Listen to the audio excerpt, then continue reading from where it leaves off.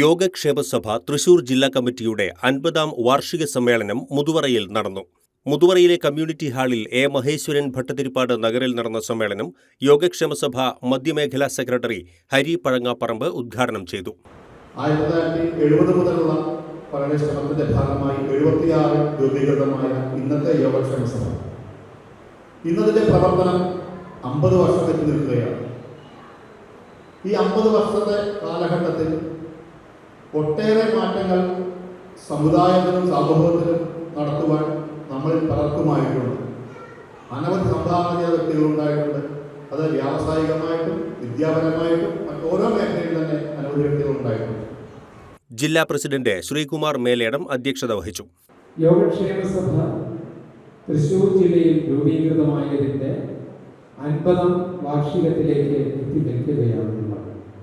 ഈ സുവർണ ജൂബിലി വർഷം ഹിരൺമയം 2026 എന്ന പേരിൽ 50 വ്യത്യസ്തങ്ങളായ വൈവിധ്യമാർന്ന പരിപാടികളോടെ ഒരു സ്ഥലത്ത് അല്ലെങ്കിൽ തൃശൂർ ടൗണിൽ മാത്രം കേന്ദ്രീകരിക്കാതെ തൃശൂർ ജില്ലയുടെ എല്ലാ കോണുകളിലും എത്തത്തക്ക രീതിയിൽ 32 ഉപസഭകളിലും അവരുടെ ആഭിമുഖ്യത്തിൽ നടത്തുകയും ജില്ലാ തലത്തിലുള്ള പരിപാടികൾ ജില്ലയുടെ വ്യത്യസ്തങ്ങളായ ഭാഗങ്ങളിൽ നടത്തിക്കൊണ്ട് എല്ലാ പ്രദേശങ്ങളിലും നമ്മുടെ സന്ദേശം എത്തിക്കുകയും പരമാവധി യോഗക്ഷേമ കുടുംബാംഗങ്ങൾ ഓരോ പരിപാടികളിലും സംബന്ധിക്കുക എന്നുള്ള ഒരു ലക്ഷ്യത്തോടു കൂടി തന്നെയാണ് നമ്മൾ പ്ലാൻ ചെയ്തിട്ടുള്ളത്.